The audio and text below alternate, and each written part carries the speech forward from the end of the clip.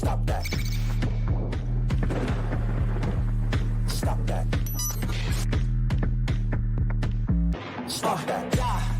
I hear him chat to the noise. Move too quick, can't stop for the talking. I hear him chat with the walking. Just too sharp with the prize. White girls let it tell me I'm awesome, yeah. Hot like fire on the pan. If you wanna touch my please use caution. Cold like 0 degrees. I'm out the cage, gotta let out the beast. Revolutionary, gotta let out the streets. Locked in a cage, I'ma let out the sheets. We came for one man, forget my peace. You take the west, I'll take on the east. I'ma put him in the cage, never let out the. I hear him chat to the noise. Move too quick, can't stop for the talking. I hear him chat with the boys. Man so tough, but man's keep walking, yeah. Just too sharp with the prize. White girls, let it tell me I'm awesome, yeah. Hot like fire on the pan. If you wanna touch my please use caution. Stop that. Stop that. Stop that.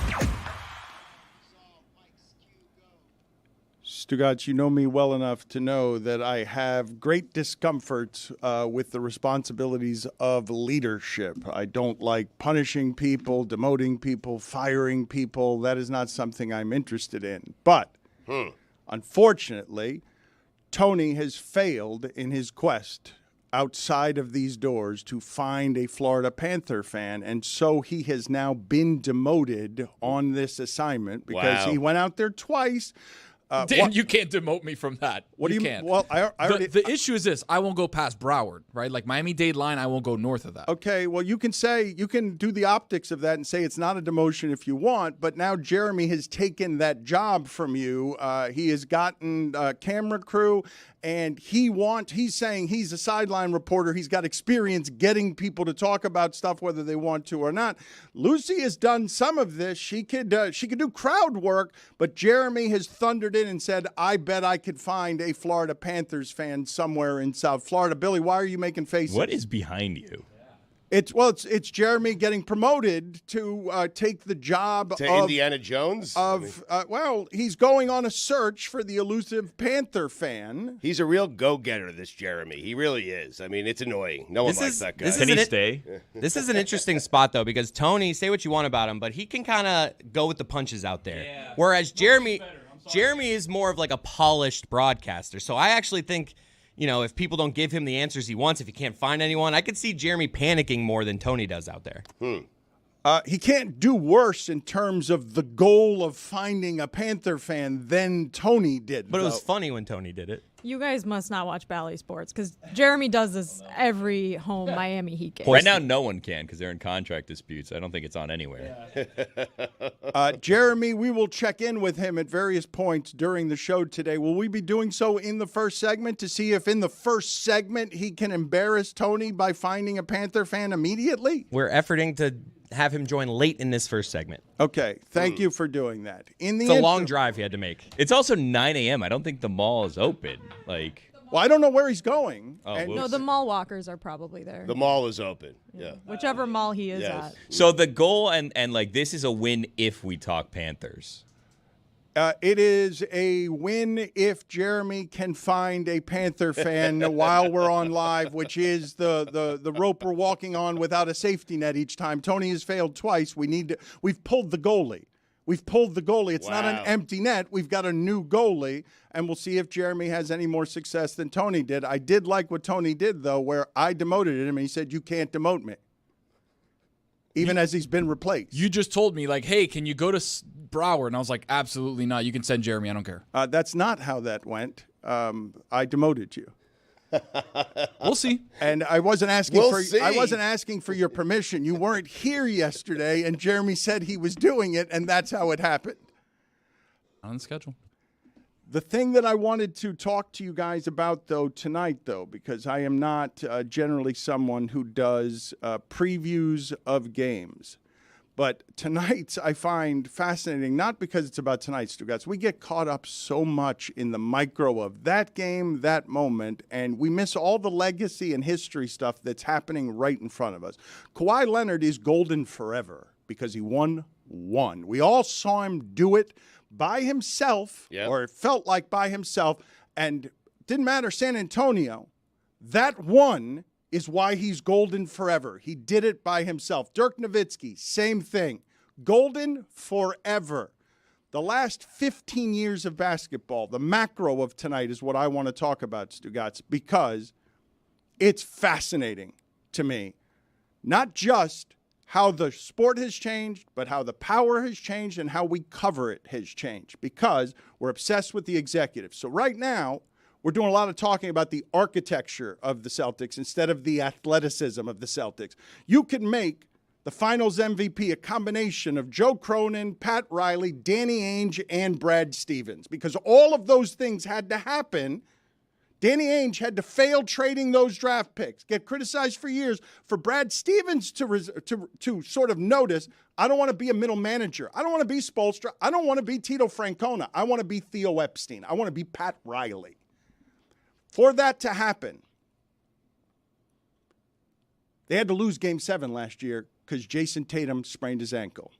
The ask in this series from an America that wants to be impressed by Tatum is be Mamba, be Michael. Game 7, sprains his ankle. The whole foundation of what they were doing goes under. They change it. How do they get to the finals this year? Load management doesn't work for anyone. Kawhi's hurt. Embiid's hurt. Giannis is hurt. Brunson is hurt. Jimmy Butler is hurt. Nobody can get to the finish line except them. They're healthy. But now they've got an injury that made us all doctors.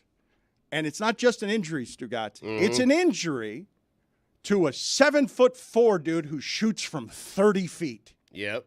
Like, what is that? A freak. What is that? That didn't exist 15 years ago. It did not. No, he's an exceptional player. He's a great talent. He's supposed to be a generational player. The problem is he's always hurt.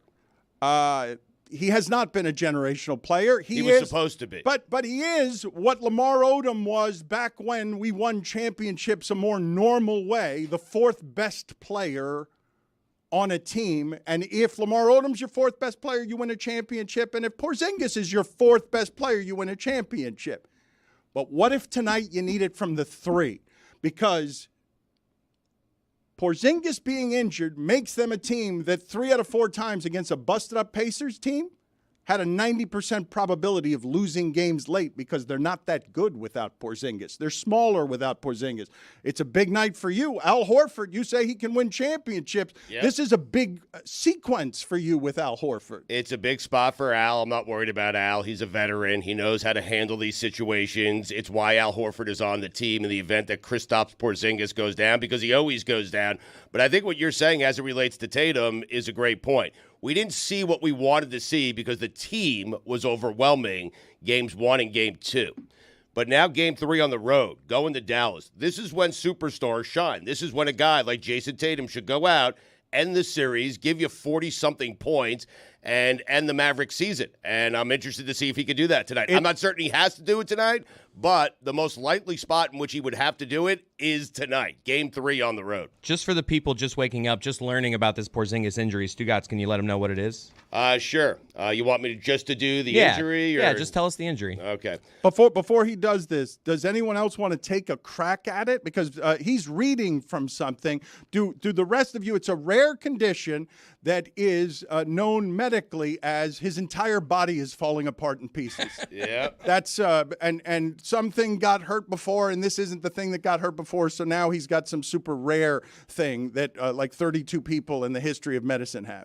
It's a torn medial retinaculum, allowing dislocation of the posterior tibialis tendon, the Nailed PTT. And which body part is that? I believe it's the arm. It's the leg. What else do you have there? That's all I have. I mean, TMM, PTT. Thing is, the way he fell, too, just looked like he fell. Like, it wasn't like, oh, his knee went this way, his ankle went that way. It's like something happened. Like, he just kind of fell and then, like, fell over. And I was like, oh, okay, and of course, it's the rectalum posterior. Posterior tibialis tendon, yeah. That's Of what the it plantar is. fasciitis. Remember last week Mike asked, hey, is Porzingis hurt? And I said, good question. You could ask that on any given night or any given morning, and you have a 50% chance of being right. I mean, the guy's always hurt. Again, 7'4", shoots from 30 feet. Human body being tested to its limits by the entire sport, given that no one can stay healthy. And the guy they have to beat tonight, hey, they just reported this the other day as if it were nothing.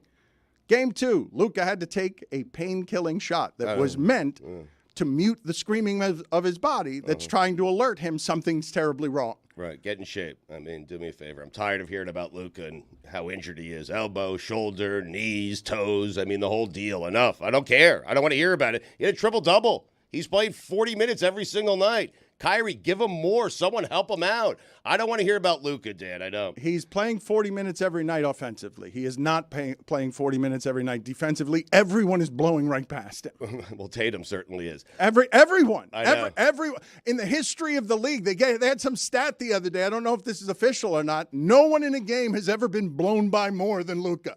I don't know if 16 times. I don't know if Elias. I don't know if that's an official Elias NBA stat, but I saw the game. I saw it enough to know. Wow, he's not doing anything out there defensively. Dan, did you see the compilation of him, like obviously flat-footed on defense, letting people lay him the whole deal? My favorite part of the compilation was he was in the wrong spot, and then Derrick Jones Jr. pushes him from behind to try to get back on the on-ball defense. It was incredible. Tatum had 29 drives in Game 2, the most in his career. And he only made 6 shots. So?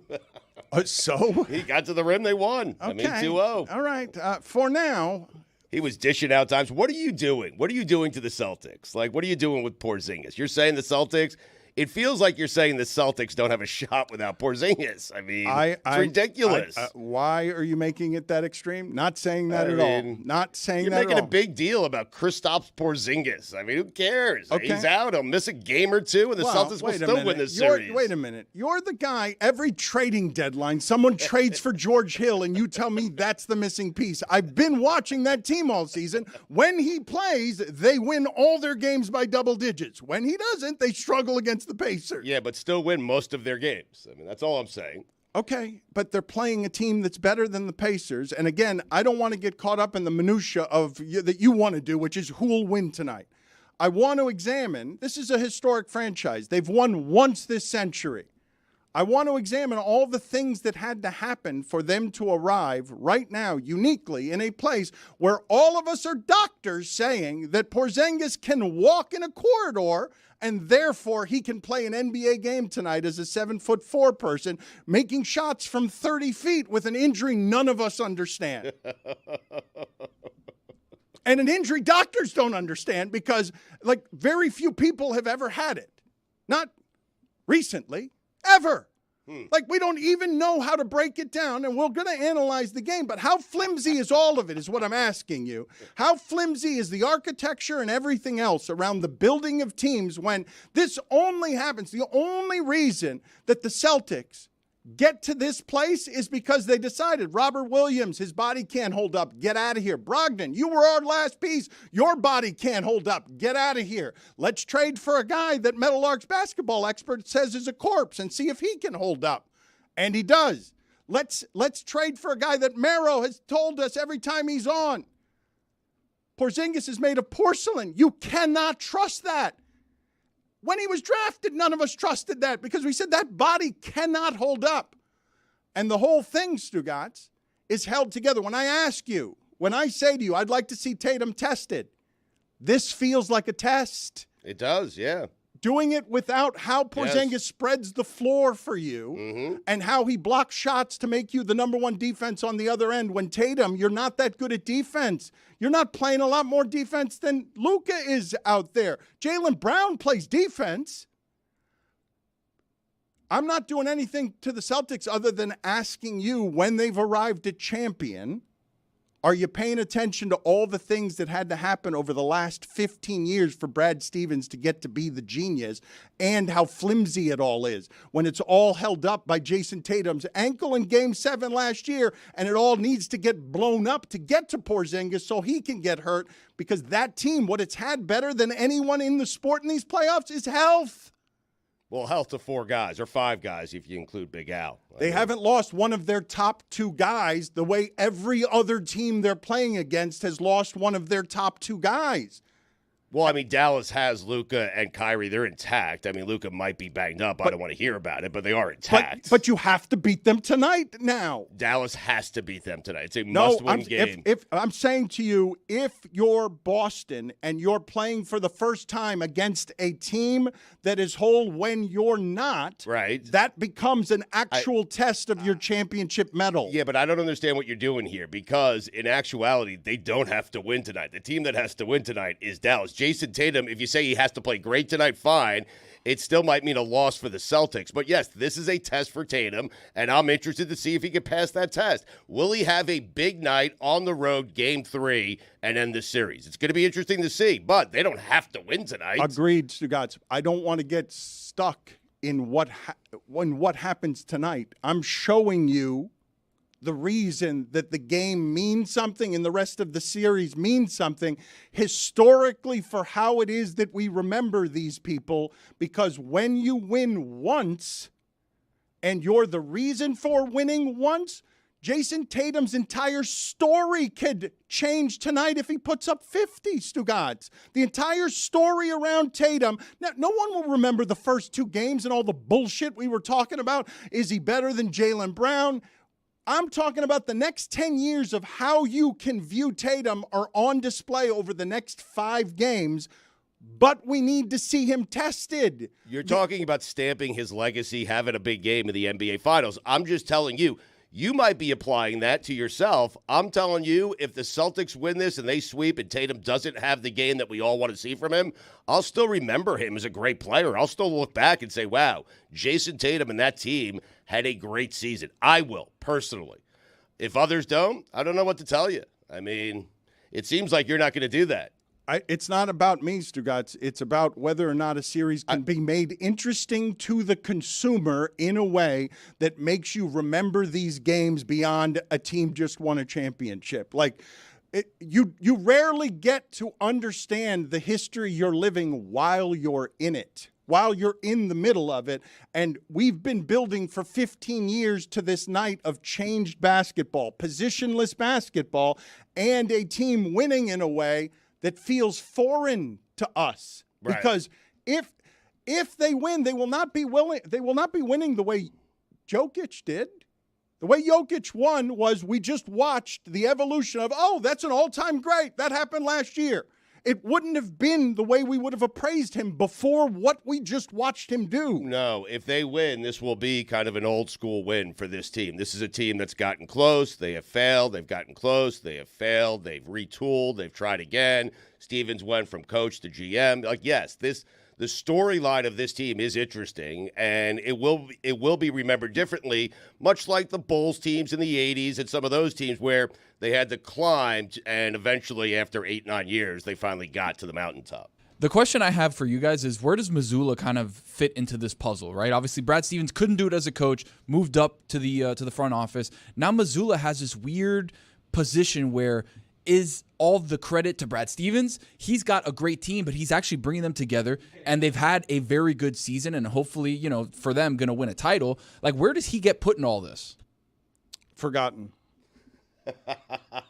What I'm hearing from you guys is that this Porzingis injury is good for Tatum. Not in the macro. It's in an the opportunity micro, for Tatum, is because what Dan is saying. we're not going to give him full credit. Like, if Porzingis is there and he doesn't have to be great, we're not going to give him the credit that he maybe deserves. But if Porzingis is out, now we're going to give him the credit if he dominates. What is good for Tatum is everyone's healthy, he doesn't have to do much, and there's never any heavy lifting, so we don't actually get to see whether all the numbers that Haberstroh has from the season of him being not very good in important situations, because he's always taking 20-foot fadeaways that he's missing in important situations. He has an opportunity here to be something that sports fans recognize in basketball, as opposed to the unsatisfying nature of just winning the championship in 4 games and us being able to say forever, you beat a hurt 4 seed and a hurt 5 seed and a hurt 6 seed and a hurt 8 seed in order to win the championship. I understand what you're saying. We all want them to be pushed. We want this team to be pushed, and Dallas has an opportunity to push this team if they can win and get it to 2-1 in the series. I don't know what we're doing with Tatum here. Like, we have set the expectations so high that this guy who drove 29 times to the basket last game, the most in his career, he's doing the things we've criticized him for not doing. He's getting to the rim. He's creating opportunities for other players. This is a guy averaging 17 points, 10 rebounds, 9 assists in the series, and we're saying he's not doing enough, or he hasn't had a moment that we all want to remember 10 years from now. We are putting the expectations where you put him for Durant because you compared him to Durant. I did. Well, listen, he's about to get a ring. That's one more than KD. But that's what we're doing. We're putting the expectations on him, be the best player on the best team. The expectations that every best player on every best team that wins a championship or competes for one gets. And when they go 6 for 22, Kobe did that in a game 7, went 6 for 22, had 15 rebounds, went 6 for 24, had 15 rebounds, and Artest bailed him out at the end. No one cares or remembers. It's just titles for Kobe because he won so many before that. Tatum has won none. Yes, but when I think back to this team, I understand that, Dan. I get what you're saying. When I think back to this team, whether he has that night or not, whether he has that performance or not, I'll still think back 10 years from now, great team led by Jason Tatum. I will. Team that got lucky, it feels like the narrative is going to be. No one's going to remember it that way. They're going to remember what Stugotz did. If he ends up being a great player, you're going to be like, yeah, he had a great series. They won a championship. You guys don't remember the path that any championship team from 10 years ago took to win that championship. You simply don't. The other day, McLovin was on, and he was saying, I don't remember who it is that the Celtics beat in 2008 to get to the championship. You just forget those things. You just remember that they won the championship. In this particular case, over the 15 years, Billy, we do remember because San Antonio got all manner of pissed off at the way that they lost the year before on the Ray Allen shot, and we all remember how they played some of the most beautiful basketball any of us have ever seen to end LeBron in Miami. That's what happened 10 years ago. That's how San Antonio got there. And the air conditioning game, Dan, when they turned off the air condition, LeBron was cramping and they had to carry him to the locker room. Yeah, but you as a fan remember those things to discredit the teams that you don't like winning. Exactly right. Like, those are the only – like, Mike Ryan will remember who the Celtics beat to win the championship, but no one else will because no one will care. After they win the championship, 5 years from now, if the Celtics win in 2 games from now or 3 games, whatever it may be, 5-7 years from now. Well, no, if they lose, I'll tell you, Halliburton was hurt, and it was a tough sweep. You're not going to remember that 7 years from now. You're just going to remember that the Celtics won the championship. Are the allergies acting up again? This conversation's spicy. It made me sneeze.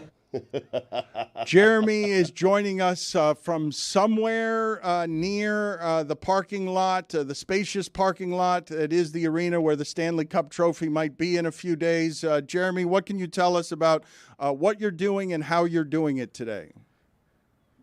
Hey, Dan, the energy is incredible here, as you can see at Sawgrass Mills Mall across the street from the Amarant Bank Arena. The people have been piling in by the dozens to celebrate the Ice Cats. We're going today to find some Panthers fans. Tony did an amazing job this week trying to find some Panthers fans in Miami. It's our job now here in Broward County. I mean, the cars are just moving through. They might as well be a parade today as people celebrate the Panthers being up 2-0. All right, it doesn't seem like that mall is open. The Texas de Brazil makes my mouth water from here, so just good. seeing it behind you. There don't Me seem too. Just keep it on green. There don't. I've got the meat sweats just sitting here watching you.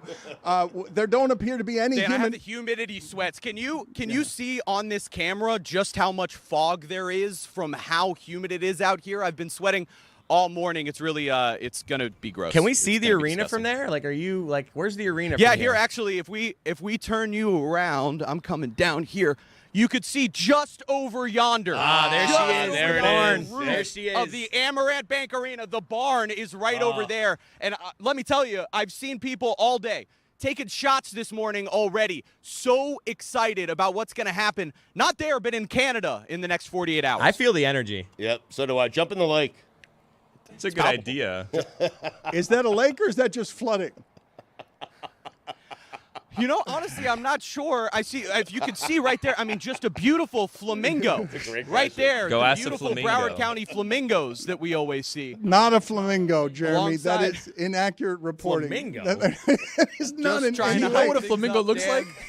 The energy is palpable. Okay, all right. Well, You check. can feel all right, it all right, everywhere you all go. right, all right. Well, the energy is amazing. We'll find another spot, right? All Maybe right. in the Everglades. All right, We'll get back to you guys. So far, okay. We will check back in with you. Hopefully, it'll be more successful than that. It doesn't seem like there's anybody awake where you are. Told you guys he's a pro. I mean, come on. He's got the energy. Tony was really enjoying, though, that was failure. Billy, for the first time ever, is Team Tony in a rare moment of unity.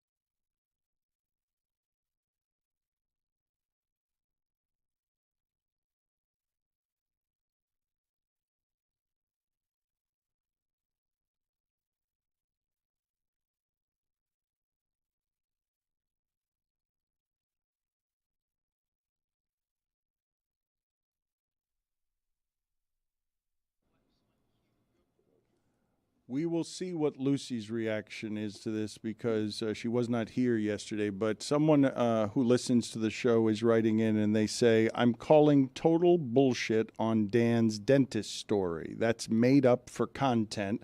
Next thing you know, he's going to tell us a toddler walking down the street asked him, why isn't there peace on earth if we're all human? The dentist story, Lucy, and it's absolutely 100% true, is that I have found a wonderful, great new dentist, and it is a spa-like service. And the last time I was there, as soon as we started, it started with, you're not a Biden guy, are you? And then it went down a dark hole of right-wing podcasts and conspiracy theories that ended with her telling me, among other things, there are a great many details, that Princess Di, Michael Jackson, and someone else wasn't dead. Oh, JFK Jr. Wait, this was a woman? Yes, uh-huh. Oh, no. Yes. That's not good for us. Josephine Rogan. It was a Hispanic woman, and this is not uncommon in South Florida. It's all over the place in a way that is super confusing to me and disorienting. But the question I was asking everybody is, what do you do in that situation once the utensils are already, like we had started, and that's where the conversation started. And the only thing I could muster was asking the follow-up. I said, crazy times. Crazy times. Had to throw that That's in a there. good one. Yep. Yeah, Yeah, it's a just good crazy one. times. You're not giving away too much. I Right? Crazy don't one. trust anybody. I don't believe in anybody. Everybody's Yeah. crazy. And I also said, and what about Tupac? And there was no opinion on whether there was no information on that. You should have bit her finger. Really? Yeah, just gone for it. You say, oops, slipped, accident. And well, Not hard, just a little nibble. So cannibalism or No, not? you're not like. You're sending a message. Yeah. I think to be a cannibal, you have to actually digest Yeah, and it's gotta process. swallow. Yeah, Just yeah, a little and nibble. Nothing too secrete it. much. Yeah. Just like a little like, hey, shut your mouth respectfully. Yeah. Seems But what like- if she had a utensil, like a tool in there, and he bites the finger, and then the little spinny thing, then cuts his tongue in half? Well, just don't bite her finger with a tool in your mouth. Yeah. Just wait for the right moment. I had a dentist situation. It wasn't quite this bad, Dan, but it was pretty bad. Where last time I was there and they were like doing the teeth cleaning, all of the water and like the spray from my teeth was coming back directly onto my face, like getting in my eyes. And no, I didn't have glasses on. And I read on Billy, you'll Bad appreciate dentist. this. You need I goggles. read once that Yeah. like there's like bacteria in your teeth that if it gets in your bloodstream and you swallow it, then you could die, and it's really gross and bad for you. I And appreciate that. I thank you. And I thought about you while this was happening, and I was like, I feel like Billy would have been like, hey, stop spraying tooth water in my eyes. But I didn't do that. I didn't know what to do. Maybe I should have bit her finger. I have one of the wildest dentist stories. So I had like a pretty large cavity that they had to fill. And I was like, I had just moved to California. It was my first time going to this dentist. And they were like, hey, we're going to use a 3D printer to like fill this. And I said, okay, great technology. And so the lady is like getting ready to put it in my mouth and she dropped it down my shirt. So there was just like a tooth in my bra. And I was like, oh man, this is, and she was like looking for it. I was like, lady, it's in my shirt. Like, and I don't think we can like use it anymore. She's like, yeah, we can't do that. So I had to sit there and wait another 45 minutes. And then when she left, I had to like take the tooth out of my bra. I hate it when that happens to me. The tooth ends up in my bra. Dentists die earlier than the rest of us, do they not? Because of all of the mouth illnesses that there are. When Jessica says you can die from some spritz in your eye, I believe the suicide rate among I dentists. think dental hygienists. Yeah. I've heard the suicide rate thing. I haven't heard the death. I don't think it's mouthwater though. This is news to me. I believe that's so. You could look it up for me. But also what Tony says is so. This is something I learned with this newfangled modern dentistry. Yes, goggles prevent all of that because it was a giant show of water all over the place, but none in my eyes because I was wearing goggles and watching the television that was on the Amazing. roof, on the ceiling. You take the good with the, you gotta make it out. But it's never something you want to watch. What's funny about that is that I was scanning through the channels while trying not to listen to all the right-wing podcast recommendations I was getting, and I settled on The Mechanic with commercials with Jason Statham. Good flick. Well, one Not time bad. they asked me if Yeah. I wanted. When I was like doing like orthodontics in my teens, they would be like, "What do you want to watch?" And I'd put something on, and it was usually like they were specialized for children. Like they wanted you to be occupied while they were like cranking the shit in your teeth. But the dentist rarely literally does that. I went to a dentist recently, and they asked, what do you want to watch? And I said, Drive to Survive. And then he ended up watching Drive to Survive while he was drilling inside my mouth, which I will never do that again.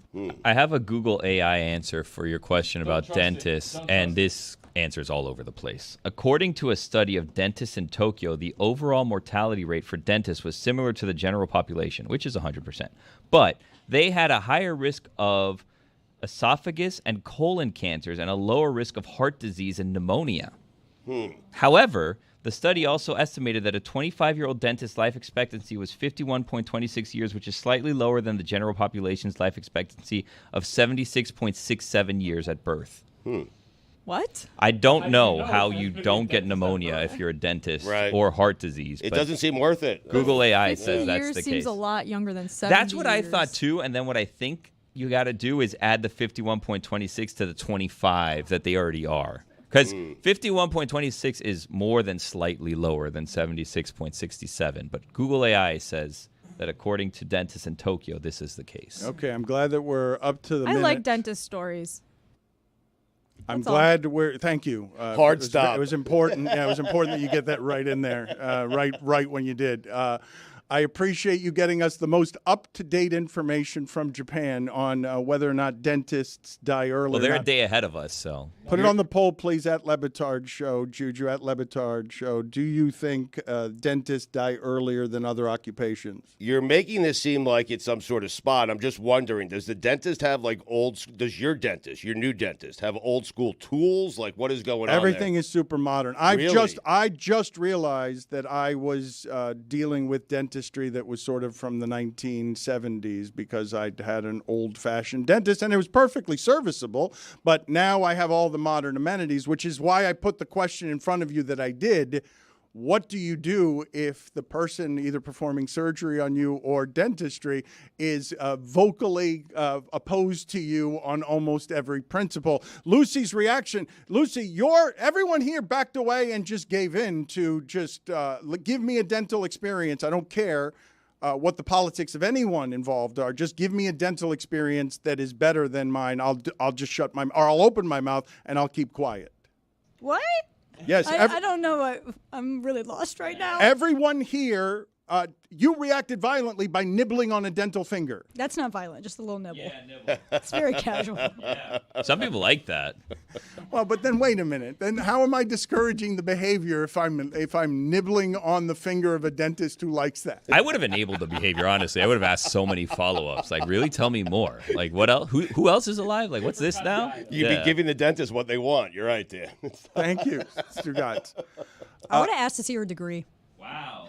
Huh. Quick Jeremy update. He's been kicked out of the Sawgrass Mall, so he's changing locations. Really? By security. Security kicked him out? Yeah. Tony never got kicked out of it. Because he went from where he was going to walk into the mall to try to find people, because I think it opens at 9. But Billy, he got kicked how out. little you remember about the Tony updates. He did get kicked out of Bayside. They told him he had to have a license to film there, and he got kicked out. And then what do? We made it happen, Jack. Exactly right. Well, that's what Jeremy's going to do. He's going to make it happen. Jeremy should have got into the water. Water's free. You can't kick anyone out of water. Let me explain to you what's going on with Billy and Tony right now, because usually Billy is opposed to anything Tony does, but because you're now on Tony and demoting him, Billy is now on Team Tony. He wants to criticize Tony all to himself. He wants that lane all to himself, but now you've joined him, and Billy wants no part of it anymore. I am not criticizing Tony. I simply demoted him for not finding a Panther fan, and now Jeremy is on the hunt to find a Panther fan that we can Time to hunt. interview on the show live and bring the audience the joys of celebrating the Stanley Cup final with us. He will find a Panther fan today. Yeah. One of them is Charles Barkley, and I wanted to ask you about something that happened to him the other day, because I think this is generational. Approaching Charles Barkley and screaming at him as a young person for your content, that he has no rings, and getting very close to him and being aggressive in a Luka jersey. I shouldn't say that it's never happened to Barkley, because he told us the story. It happens all the time to Barkley. He told us the story that the only regret he has about throwing someone through a plate glass window, he told the judge this, is that they weren't on the second floor. But it seems like that's happening more than it's ever happened because somebody wants the content of the famous person's vapors, and I'm going to challenge this person publicly.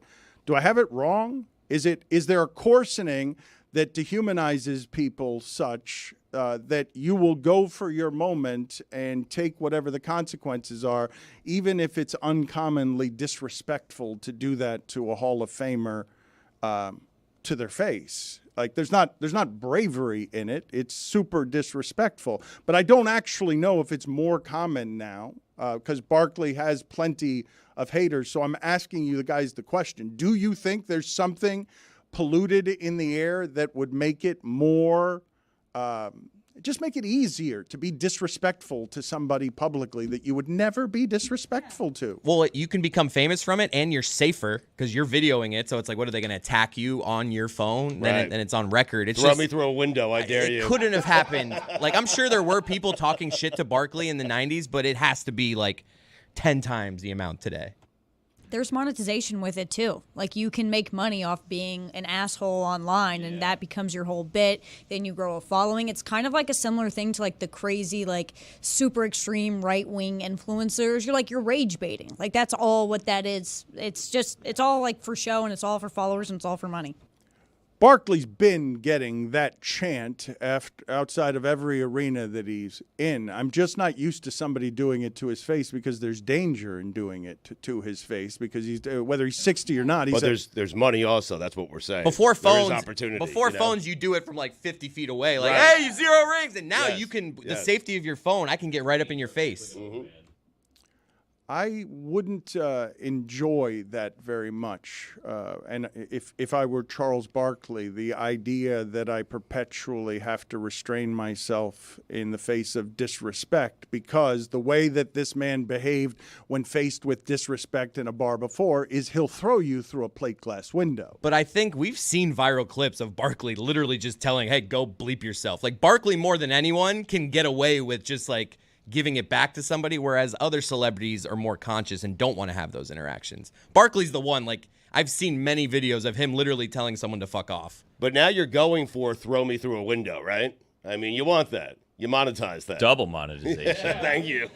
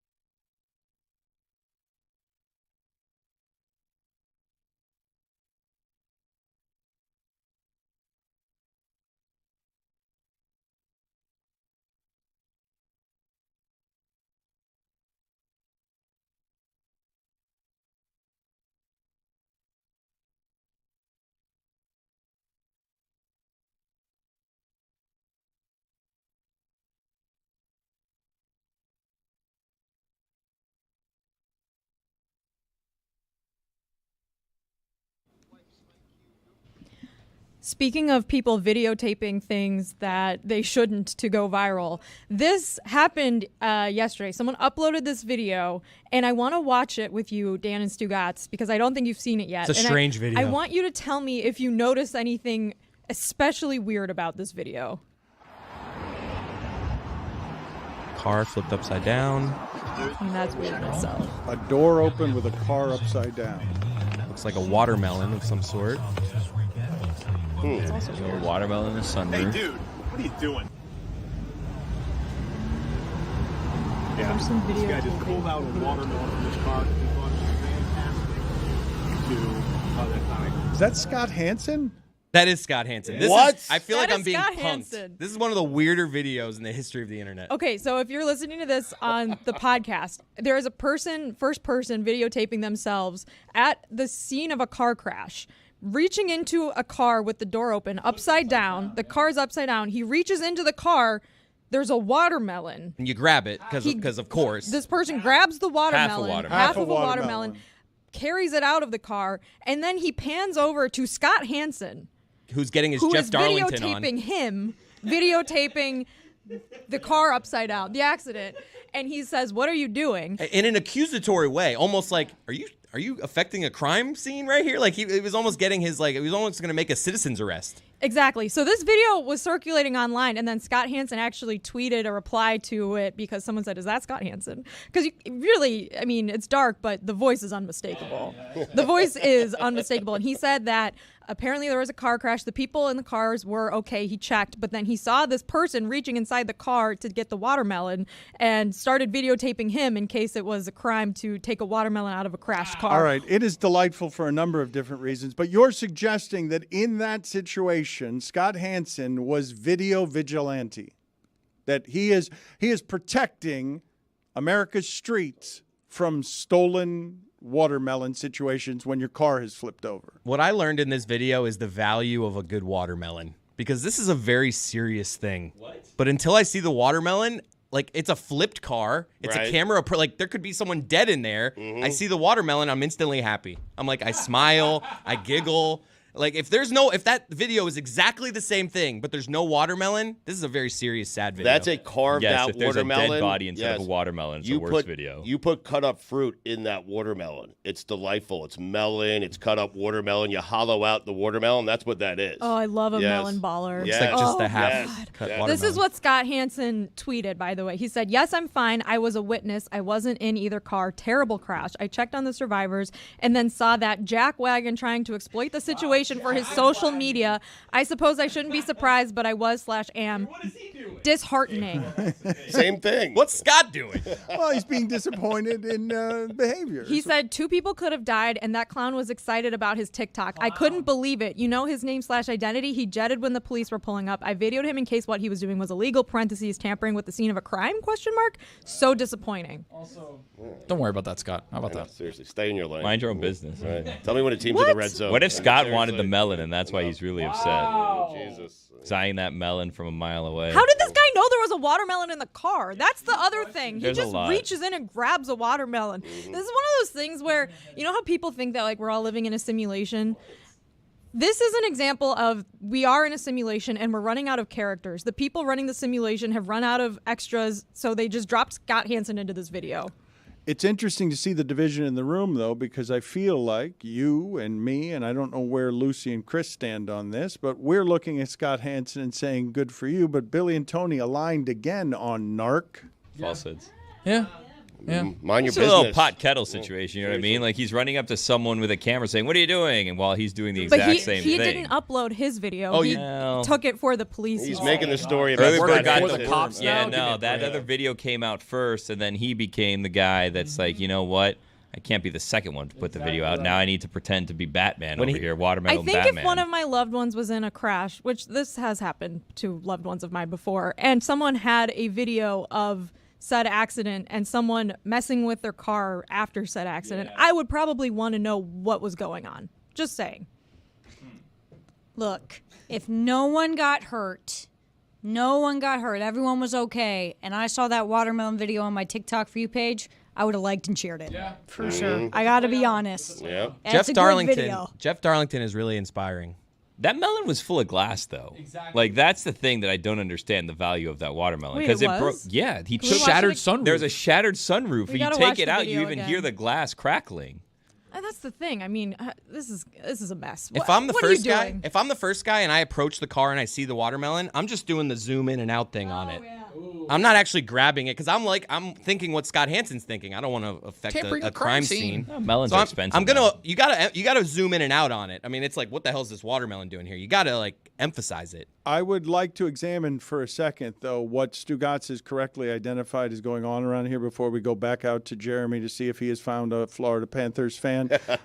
You just said, Billy, when I accused you of Team Tony and uniting with him on being anti-narc, this is what you did. You whispered falsehoods and then agreed with everything he said. Like that's exactly how you did it. You whispered your I know my lame guy. move of falsehoods and then agreed with every single word that he said about Scott Hansen as a narc and supported Tony from every angle. Well, I'm not intentionally supporting Tony. Our view just seems to align on this situation. I think we need to get Scott Hansen on the show. And I also think that the Miami drivers in this room are desensitized to accidents like this. And you think that this is just like, yeah, there's accidents all the time. I grab a melon from a car that's upside down. This is not normal behavior. On Only in Date, I've seen 7 cars flipped over today in the morning. We have to talk more about that in a second, what you've seen on Only in Dade, because there's always a car rolling on I-95 on fire. I don't understand Car how fires that seem very prevalent. Always. I It's saw like 20 a this year, burnt by out the way. Lamborghini yesterday, or maybe like a week ago. Woke up, rolled out of bed, Lamborghini on fire. All there's left is a tire. What's happening? What are we Only in doing? Dade has a number of videos a day that make it feel like a simulation. There's always a mattress on the highway. There's always a car on fire. Or the boat getting pulled back on the car. You know how people try to pull the boat up from the Boat ramp, yep. They get back. Let's go back out to Jeremy here in our continuing quest in South Florida is he being rained on now? Where are you? Where is that? Where are you now looking for Panther fans? Dan, we got lost. It's really easy to end up in the middle of the Everglades, and that's exactly what's happened here. I did speak to an actual Florida Panther. He was very excited about Greg Cody's new nickname of Sergei Badkwotsky. Can we pan out a little here? Let's paint the picture a little. Let's pan out, Danny. No, deep. I'm up to my knees in water. You could see it up to my knees in water. We're really stuck. Okay, he is in the deep Everglades. He is in the Everglades. He is in the Everglades. Wow. I've been there. Wait a minute. Okay, Is that right near the Sunrise exit? That is right. Yeah, it is near the Sunrise exit. That's right. Yes. This is, so when Bill Simmons asked the question, nobody knows where the Panthers play. That's where the here. Panthers play, right there in the Everglades. Again, though, you are no closer We're to looking any. for Panthers fans. Yeah, Why are you in the Everglades? Where are the Well, Panther we're gonna fans? try. We're gonna try. We're gonna head to another spot in the Everglades because I think being this close to where the arena is most important. So in the rain now, we're actually gonna head over to where the airboat rides are in the Everglades and see if we can't find some Florida Panthers fans. You So won't find a we'll get single there for you fan soon. there. Go further away from the arena, and then you have a better chance of finding a fan. I'm telling you. No. Next That report is from the further airboat. away from the arena. He's going to go Okay. try and find. got it. Yes, go out there. Let's show people Airboat Yeah. Everglades for those who do not know the marshland that the beauty. Panthers. The landscape. Sad white van Heaven just driving on by. earth, really. I want beautiful. I want to Knob ask. Hill. I want to ask all of you a question here, because I don't know the folks like Jessica and Lucy who are new to South Florida. Thank you, Jeremy. We will check back in. Not enough rain on you. I'd like you to be getting rained on more. Flamingo for you, Dan. I'll find another flamingo. In our region, okay, the places where giant sports things have been built to entertain the sports that are not the major ones, furthest out on the extremes of South Florida where you can get land to build giant things, furthest from us, Homestead Motor Speedway is in Homestead, where you can get a lot of land to build a thing that has a lot of space and is not in the center of things. You're going toward marshland and deeper into areas where the real estate has less value. You're almost at the Keys. I mean, it's far. I don't know which one's further. Billy, help me. Which one's further from where we are right now? Homestead Motor Speedway or where Jeremy is covering the Panthers? I don't know in terms of miles which one is actually further by car in traffic to get to when I say that because when I say that going to a Stanley Cup game from where we presently are in traffic will take between 90 minutes and 2 hours to get to where the Stanley Cup is. And if you know anything about South Florida, Dade and Broward, those are two very different places demographically. That Dade County has all of the diversity.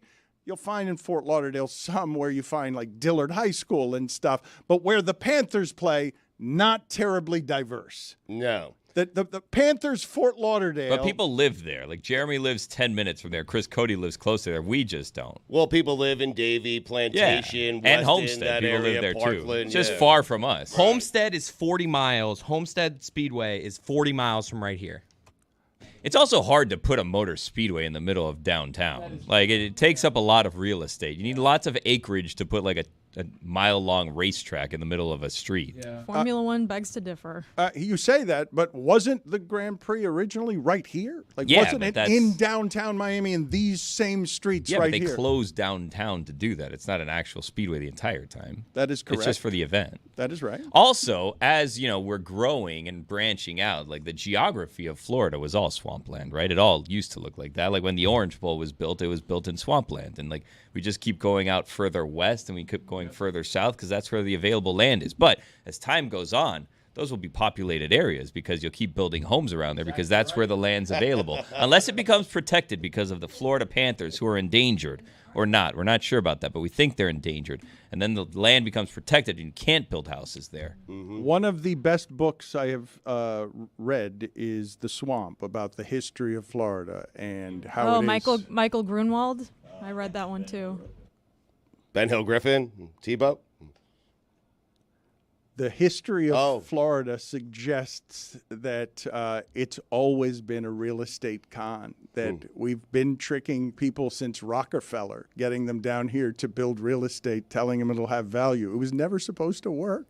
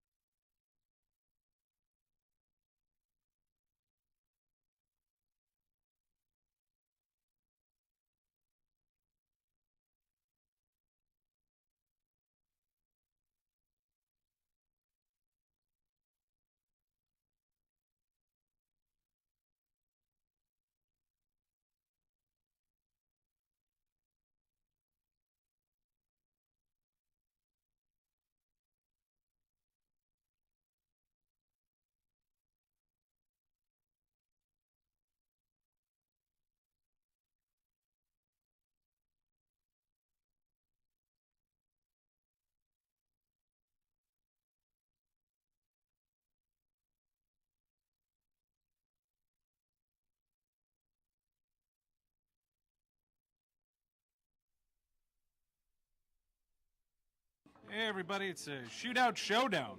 We're still doing these? Yeah, Chris Cody has decided he doesn't want to take part in these anymore. Well, I guess I'm a reigning champ in this game, so we're bringing in new competition in Tony. So Taylor, we don't know what the Shootout Showdown is covering today. What is our topic? Top 10 Will Smith box office earnings according to Rotten Tomatoes. Okay. I am champion. Does that mean I go first? All right. It's like PK style, right? Yeah. Okay. Independence Day. Bad Boys. Okay, good start. Yeah. I don't like Mike Fountains on these games because of his just know-it-all brand. Let's go. Let's go with Men in Black. Yeah, for real. I'm going more off-brand. Wild Wild West. Yeah, it was What? I think it was like famously like a bomb. What? Yeah. Yeah. Oh, we're doing best. Gotcha. Okay. Yeah, that's what Gotcha. box Gotcha. office Gotcha. means, you know. All right, let's go with. This is worldwide box office, yes? Oh, just U.S. I'm going to take a stab and say, if it was worldwide, I would have guessed Aladdin, but I've got a lead here I'm going to play with. I'm going to say Aladdin as well. Number one. How about that? That's crazy.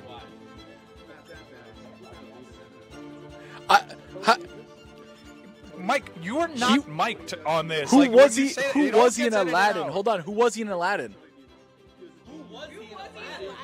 Oh, I'm thinking of the cartoon. My bad. I'm thinking the only genie I know is Robin Williams. That's my genie. I Sorry. mean, I co-sign, but it Thank is you. That's why domestically. Is I need this. Okay, Bad Boys 4. Bad Boys 4 just came out. I know, There's but it's no- massive. 100 million over. He's like, just give him Bad Boys 2. I'll let him have Bad Boys 2. Oh, really? It's a sham. Wow. Bad Boys 3 is the highest grossing domestically? No one should get that. Huh. Inflation. Inflation. Is Hancock on there? Number 5. I Am Legend.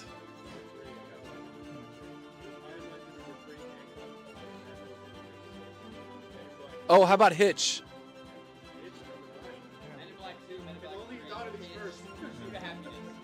Yeah, no. What was number 1? I would have gotten there. Oh, Oh, are we that's going right. to keep doing these in box office? Because this is my jam. Yeah, I don't know. This is my jam. Also, Will Smith is in my wheelhouse, if you want me to be honest. If Will I Will Smith isn't your wheelhouse, then no movie star is. Tom Cruise. I would have done better than Tom Cruise. All right, you know what? Run it back. Run it back right away, and let's do Tom Cruise. We're right back, and this time we're in Tony's wheelhouse. One of. The most of his wheelhouse is Tom Cruise movies, so we're running it right back. I'm still defending champion, so I will go first. This is top 10 domestic box But this office is kind of hits. your absolute wheelhouse. This was my point, and then you were like, "Well, it's not my guy." So here we go. Top Gun Maverick, number 1 overall. Clearly. Ready? Mission Impossible.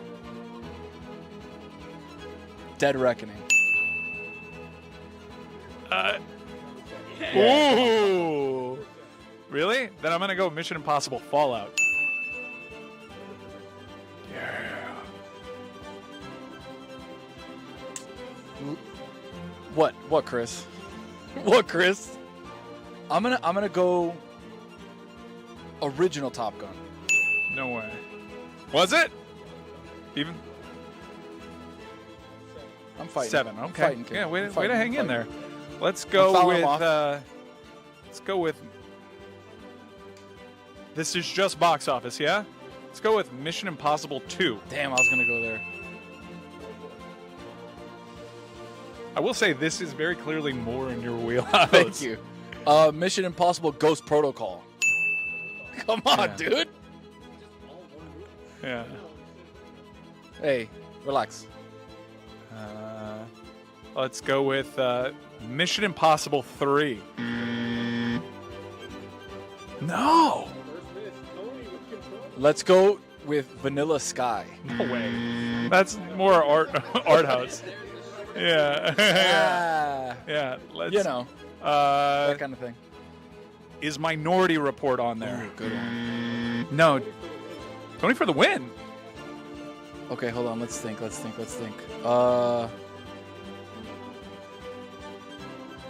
This is gonna be a crazy guess, but if you gave Aladdin for Will Smith, You what gotta go about Tropic Thunder? Yeah. No. No. All How? right. Let's go with. It wasn't a very good movie, but it had a big director attached to it. I'm gonna guess War of the Worlds. Yeah. Hey, that was a good battle, though. Oh, okay. I need this.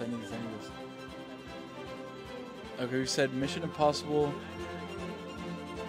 Part Yeah. 1 Dead Reckoning. You said Ghost Protocol. You said 2.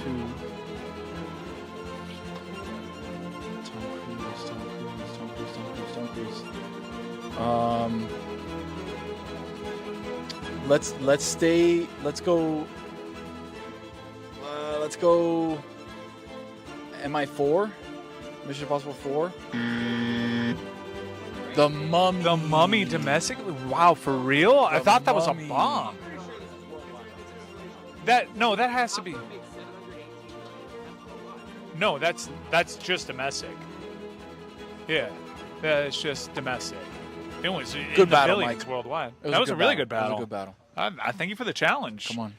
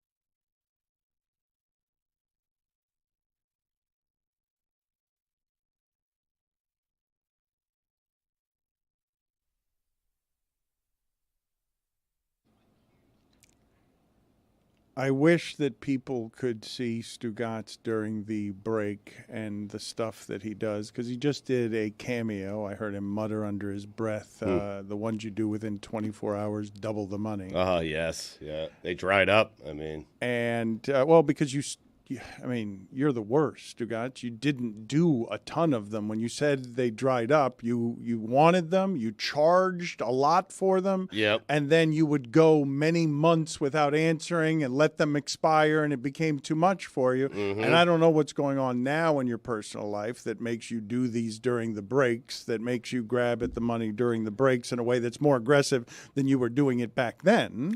This is and first off, I will get to all of those, the ones I didn't do. I do plan on sitting down one day and getting to those, and I'll do them for free. So everyone out there, they're 3 years old, but I will get to them. Chicken thigh. I deserve that.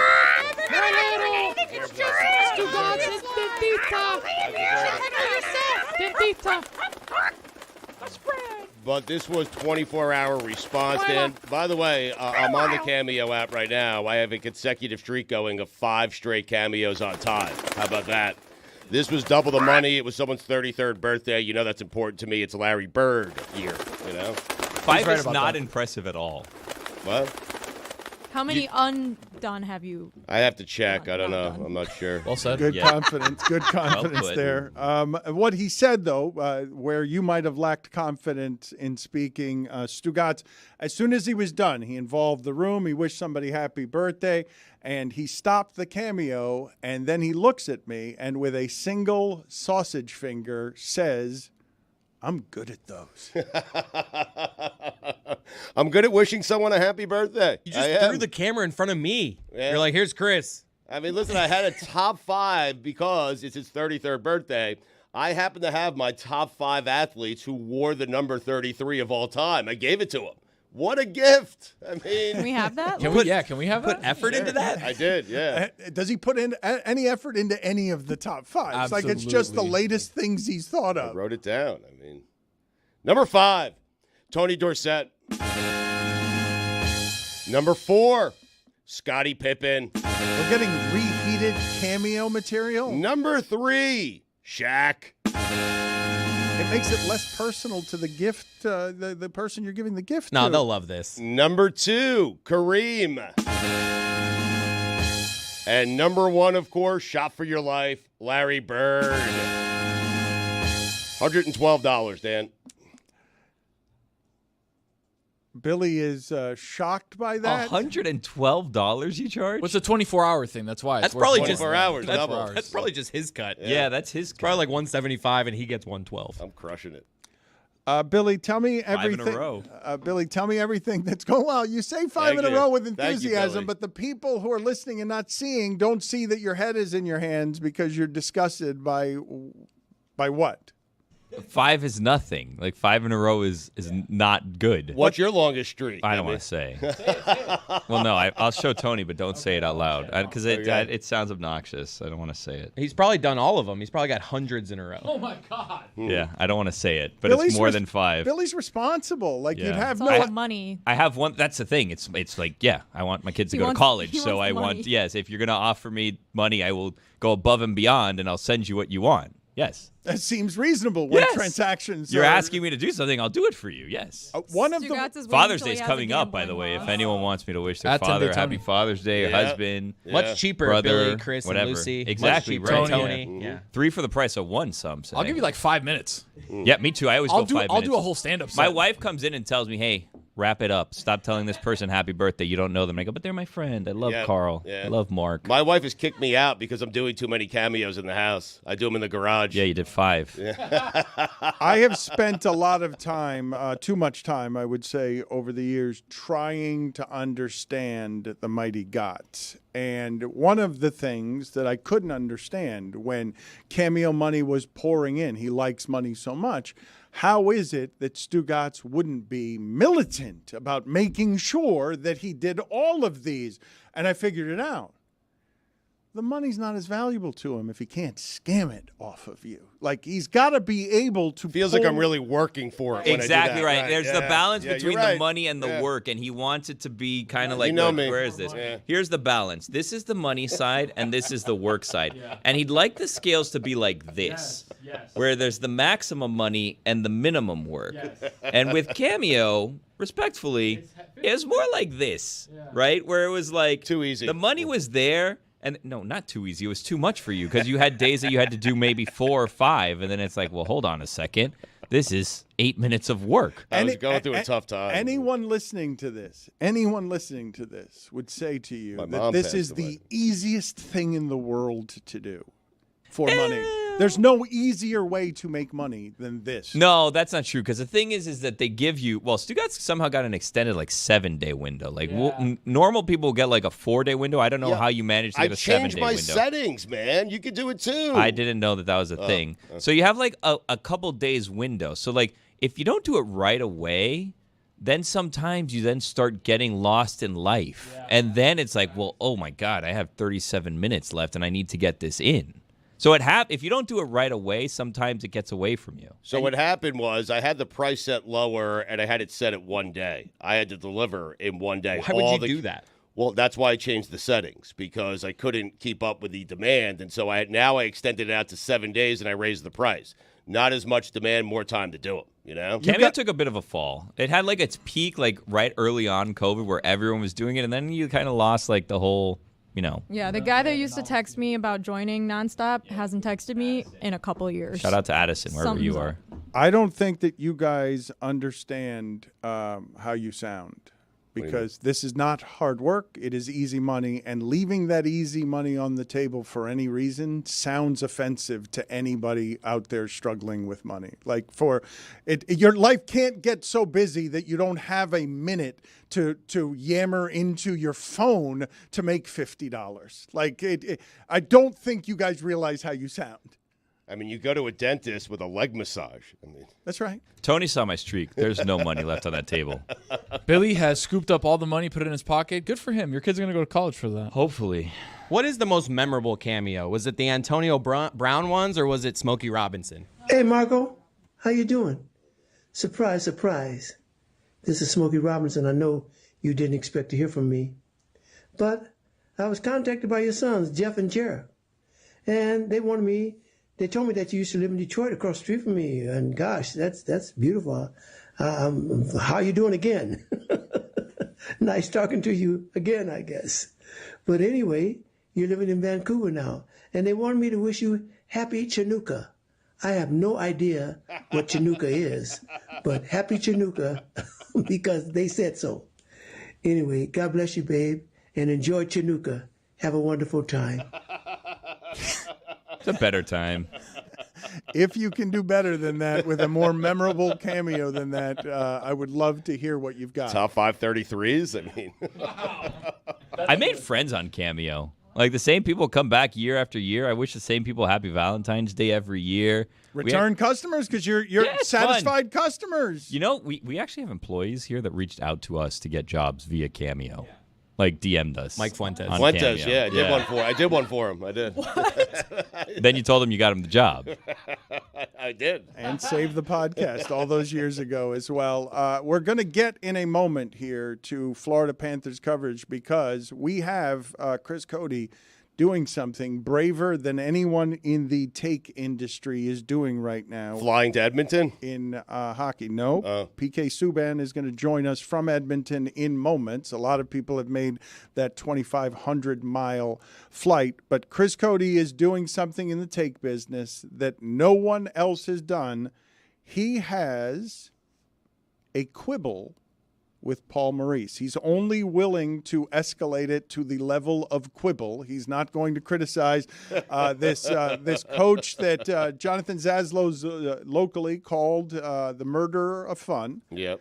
Doesn't feel that way right now, but he brought a style of hockey that was less fun than the style we had, and so Chris is daring to quibble with Paul Maurice. We'll get to that in a second, but as has been happening way too much around here recently in ways that make me think about mortality, and I'd like to not be thinking so much about mortality. We have the breaking news now that Jerry West has passed away at the age of 86 years old.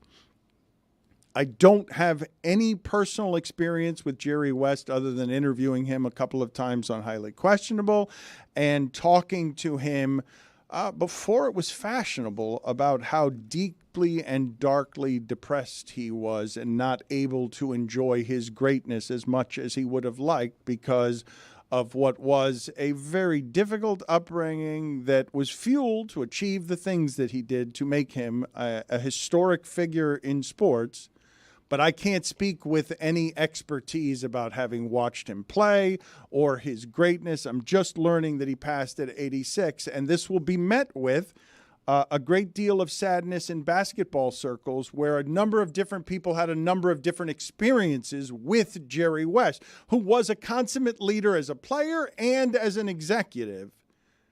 Most recently portrayed in Winning Time by Adam McKay as a totally unreasonable temper problem that his family and him objected to, that portrayal, in a way that Jerry West said, I will take it all the way to the Supreme Court. I don't like how I've been portrayed emotionally in Winning Time, which is a fictionalized account of the Showtime Lakers. But Jerry West is earned as the logo of the sport, and he has now passed away at the age of 86. He's one of the all-time great players. I only know stories about him playing through my dad, who swears that Jerry West is the greatest shooter that he's ever seen. We debate that all the time. I tell him it's Larry Bird. He tells me Jerry West. He says West is the logo, and kind of ends the argument. But Dan, not only a great player, but as you mentioned off the court, a great builder of teams and also a mentor to a lot of players on teams in which, he wasn't a part of. He just mentored a lot of guys throughout their career. And you're right. Today, this is going to be met with a ton of sadness because he is one of the all-time greats and had connections with a lot of the younger players who are going to be devastated by this news. So it is sad to see that Jerry West has passed away at the age of 86. Let us segue, however awkwardly, from mortality into something that feels slightly better than that, which is the Panthers are 2 victories away from winning the Stanley Cup. PK Subban has been an excellent analyst over the last few years. He's a 3-time NHL All-Star, but it's been fun watching him grow as a voice, his confidence. Like, it's obvious, not that he ever lacked confidence, but it's just obvious seeing him in front of the cameras that he has grown comfortable, very comfortable in the position of being an authority and a voice on hockey. PK, thank you for joining us. Can you tell me if you could have imagined this during your playing career, the idea of an analyst role for you that would fit this well? I don't think you ever try to look too far ahead. I think you try to stay in the moment when you're playing. But, one thing that was always something that I saw follow me from team to team. I played for 3 different teams, and in every single locker room, we were always very opinionated about what we heard on the television and what people would be saying. And I think that sometimes you got to put your money where your mouth is. When you're an ex-player, you have an opportunity to have an impact. Sorry about that.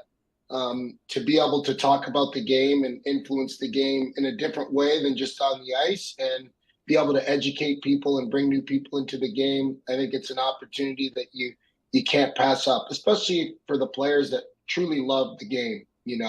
Whatever sport you're in, if you truly love it, you want to still be attached to it in some capacity. And this allows me to not only be within the game still, but as a player, give back to the players and help educate, from a player's perspective. I think that's important as well. Journalism's a difficult job, and I have a lot of respect for people that have been doing it for a long time, but to have a perspective as someone who's more recently out of the game, I think is pretty valuable. And I hope that the players value it. All the feedback has been positive so far, so I'll take it and run with it. Well, you had personality as a player. You have personality as a broadcaster. Do you get frustrated the way that I do by hockey players in general who are very nice, very polite, and very careful to never say anything interesting to us? Well, I think that the comfort is now there for players to come out of their shell. We see what the NHL is doing with this new show coming out. Obviously, that's going to highlight some of the star players in the game, and I know I'll be a part of that in a certain capacity. So we're all excited for that, and I think this is the new wave now for the NHL. The NHL's here. We see it. The numbers continue to grow. People continue to watch. It's exciting. I mean, we had DJ Khaled performing at before the game during an intermission. It's pretty special. This stuff wasn't happening when I was playing, right? And I retired only 2 years ago. So I think we're well on our way in the NHL. And the most important thing is the product on the ice. So the players know that. You got to go out and play. But I think that we have other avenues now to show players' personality. It's difficult. These guys wear helmets on the ice, you don't always get to see them. So, as far as recognizing the players, we have to find other ways to do that. And I think that, creating different avenues to promote the players and market the game is exactly what we want to do. And I think that show is going to play a big role in people getting to know our stars, outside of just like Connor McDavid being on the Stanley Cup stage and Matthew Tkachuk. They're going to be able to get inside a little bit and know what they're like personally, which I think is really important. PK, you mentioned the ratings, and you're right. They're up, and they're up dramatically. They're up 45% year to year. What do you attribute that to? I think it's a number of things. The product on the ice. I got to watch a lot of hockey, and I can tell you when I was playing, I didn't always want to watch. I can't take my eyes off the screen now. I'm so excited every night to watch the game. There's so many skilled players, and without the skill, I considered myself a skilled player when I played. Grew up, I was a Montreal Canadiens fan. Obviously hometown is Toronto, so always had a special place in my heart for the Leafs. But growing up, it was all about the Detroit Red Wings and the Colorado Avalanche, and watching the way that those teams played the game, and that was skill and a ton of skill. And now that's what the game's about. You can see it all over the ice. So it takes obviously a certain level of testicular fortitude and toughness and dedication, to play this game. But, skill in the entertainment part is really, really important. And I think our game is just highly entertaining. I think it's fun to watch. If you love sports, you love to watch hockey, especially right now. It's very, very exciting. And for me to want to sit and watch hockey games every night says a lot. I've seen a lot of hockey over my lifetime, and I'm loving it right now. So I'd have to say the product on the ice and just everything. I think that Gary Bettman has done a great job.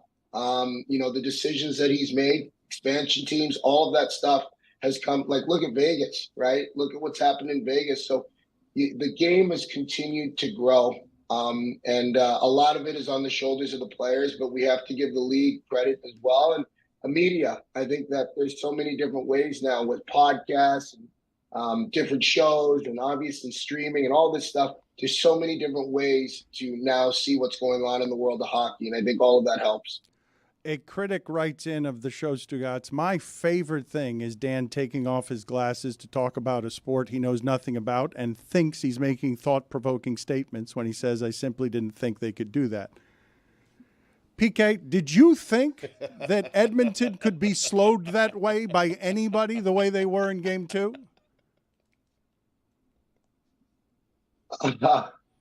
You know what?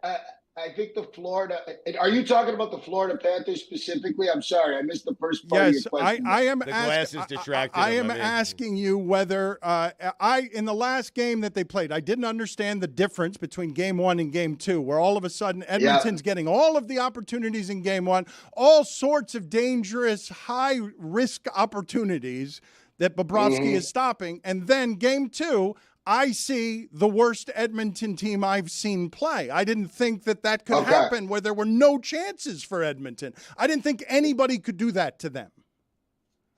I saw that coming. The Florida Panthers probably played the worst game of the playoffs in Game 1.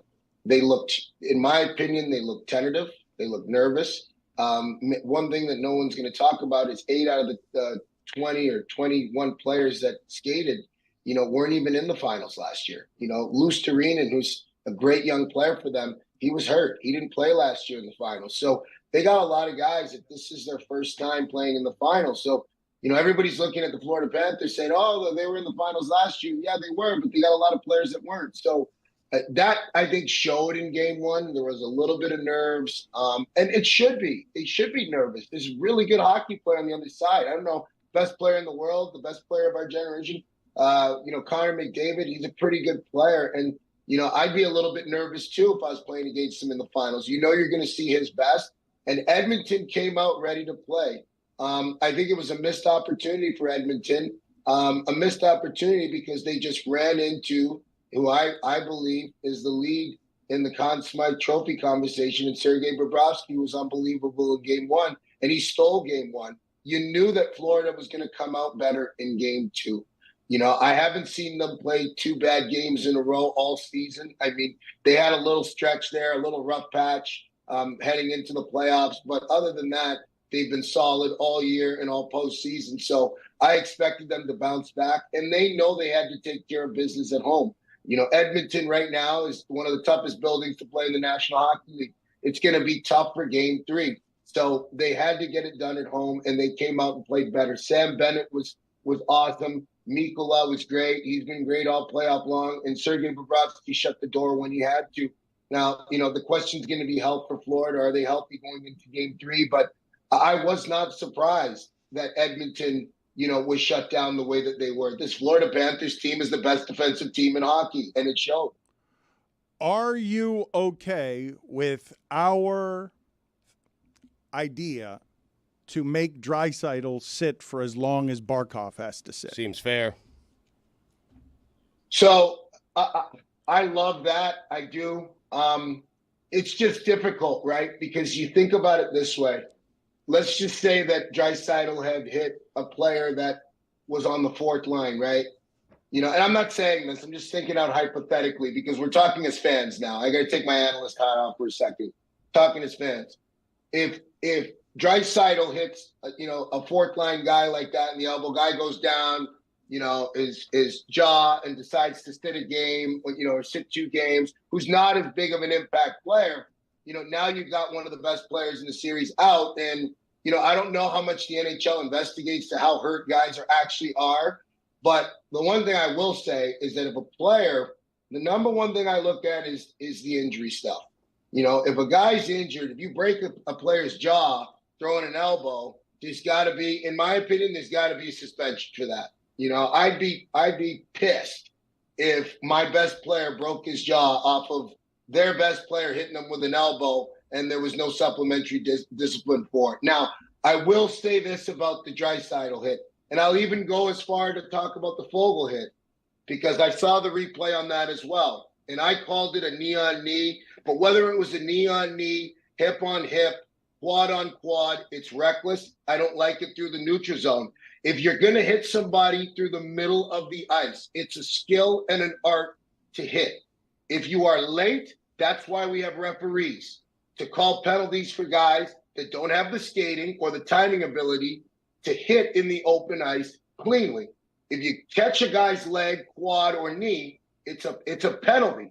And if the guy's hurt and it looks reckless and it's dangerous, which that was, there could be extra supplementary discipline to it. So, I didn't like that hit.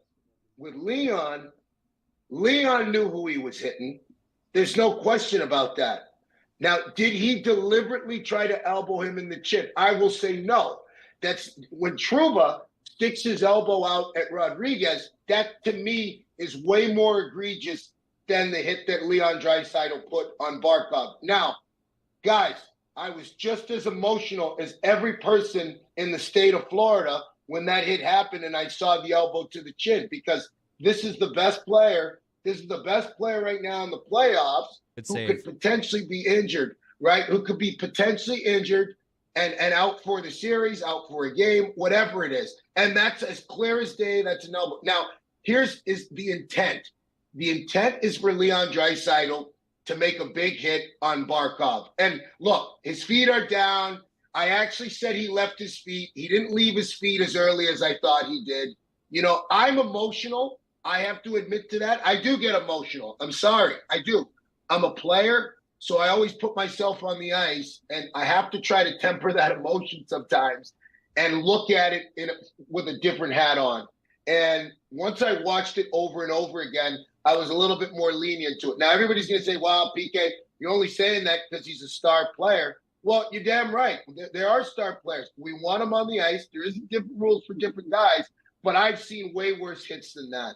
The most important thing that I want to see is Barkov on the ice for Game 3.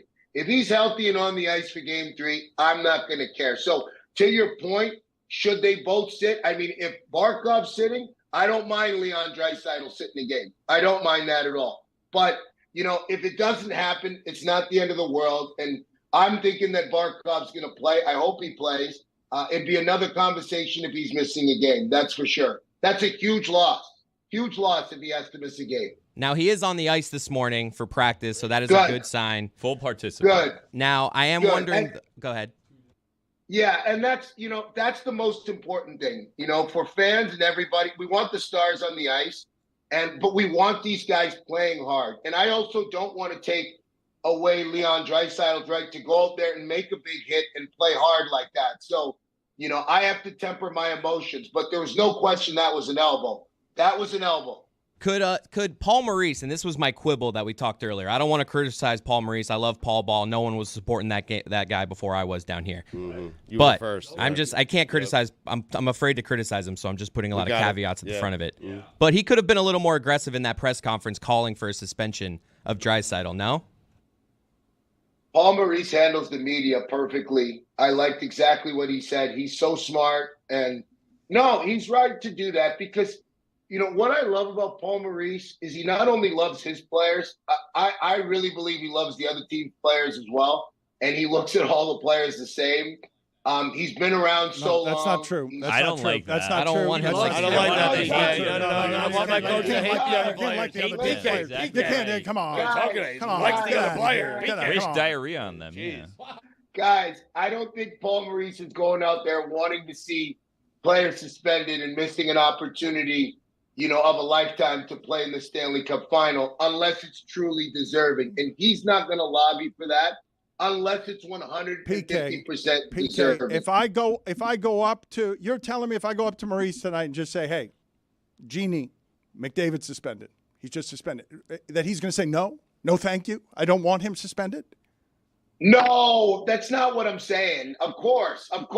Listen, of course it's winning. But he's not going to lobby for a player to get suspended. He's going to let the NHL do their job. And I thought the way he handled it was great because he put a spotlight on it without having to be front and center. He let everybody else do the math on what they saw. He saw the clip. All you got to do is watch the video clip to see the elbow, right? To see it's right to the chin of the game's best player right now, and that's Barkov. He's been the best player in the playoffs right now, right? Who's going to argue that? On both sides of the puck. He's Florida's most valuable player outside of Bobrovsky, and he took an elbow straight from Leon Draisaitl to the chin. So, you know, at the end of the day, this is playoff hockey. We've seen stuff happen. The most important thing is that Barkov is not hurt. So I'm happy to hear that he was on the ice. I figured that he would make it back. And Luostarinen, too. I was more scared about that hit, to be honest, than the Barkov hit. The Luostarinen one really had me going in the game, and I'm happy that he came back shortly after. We're out of time, unfortunately. Thank you for joining us after the 2,500-mile flight. I do have one follow-up, though. You mentioned a couple of times how emotional you are and were as a player. What do you regard as the most unreasonably emotional you ever were as a player? Is there one thing that stands out to you as like, I really need to get my emotions in check? That was too far. Yes, definitely. It was actually towards the end of my career when I was playing in New Jersey. I think it might have been in my second or maybe even my last year playing. And a bunch of my close friends and people in my inner circle gave me a bunch of crap for it. I don't know if I could swear. I would have said something else. But we were playing the Islanders, and it was in overtime. And I had scored in overtime, you know, big celebration. And it was a big turning point for a team. We were trying to get the ball rolling. And it was called back on like an offside. And I sort of sounded off on social media after. I chirped the league. I said this league, you know, because I thought back to the NHL finals when the offside was called in the Stanley Cup final. And I was just being a big baby. Really, I was just being a big baby. And I was just upset. I wanted to win the game. I wanted our team to have that game. And I went on social media and I said something about the league. And, you know, I that was the only time I ever regretted opening my mouth. That's when the emotions had boiled over for me, and deservingly so. I think everybody understands New Jersey. Those were tough 3 years playing on a team that's at the bottom of the league. You know, I'm used to being in the playoffs every year and going on long playoff runs. So that would have been the time where I lost it. And I was upset about it because I think there's a responsibility that comes when you're a player that's recognized in a professional sports league to, you know, to understand that it's our job to shine the shield. The shield gives us a lot. So I try to keep my emotions in check, but it's an emotional game. So I wouldn't be me without the emotional part. It's just about finding balance. So I remember that, though. I said some stuff on Twitter maybe or Instagram, and wasn't the right way to handle it. So Yes or no answer will get you out of here. Do you agree with Greg Cody when he says Connor McDavid needs to win a Stanley Cup to validate his greatness? I feel differently about that. I think that when people think, I know you want a yes or no answer, but it's not a yes or no answer. You can't do it. You can't do it. No. Yes or no. I stated it on the front end. I don't want to enrage the big baby, but he did say yes or no. So he did say yes or no. I'm gonna say no because what he does, to me is so special. He is the greatest engineered player to ever play the game. Eras are different. There's no question. There'll never be a Wayne Gretzky, another Wayne Gretzky. Wayne Gretzky is the great one. He is the greatest of all time. Well said. But for this generation, Connor McDavid is that guy. And the only reason why we say winning is because players have to have something to play for.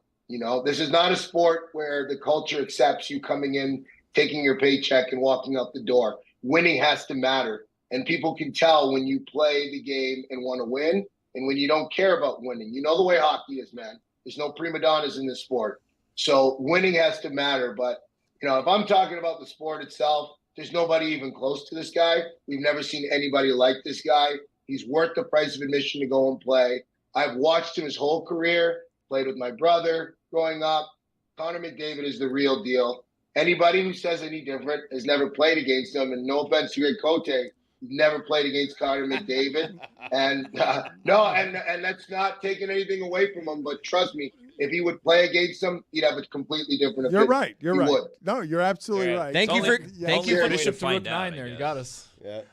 Thank you for what? Thank you for creating the visual of my dad playing hockey against Connor McDavid. Thank you, PK. He thinks he can, though. We appreciate it, PK. Thank you, sir. Thanks, guys. Thank you.